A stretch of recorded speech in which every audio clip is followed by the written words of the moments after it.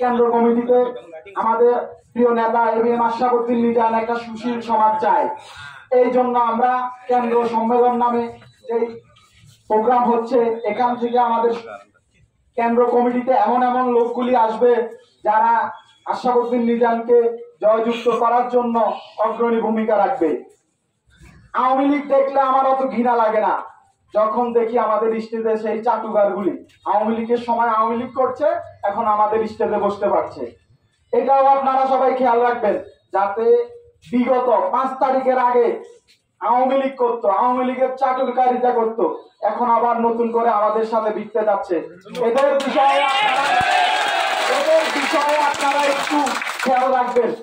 আমরা জেল খেটেছি, বাজারে উঠতে পারি নাই, দোকান করতে পারি নাই, কিন্তু ওইসব চাটুকার গুলি সব সময় দোকানে ছিল, আমাদের ক্ষতি করার সর্বোচ্চ চেষ্টা করেছে, বিভিন্ন সুযোগ সুবিধা নিয়েছে। আপনারা আপনাদের যারা কেন্দ্র কমিটিতে ভূমিকা রাখবেন তাদের প্রতি একটাই অনুরোধ, ওইসব চাটুকার গুলো যাতে আমাদের কেন্দ্র কমিটিতে কোনোভাবেই স্থান না পায়। এ বলে আমি আমার সংক্ষিপ্ত বক্তব্য শেষ করছি। আসসালামু আলাইকুম।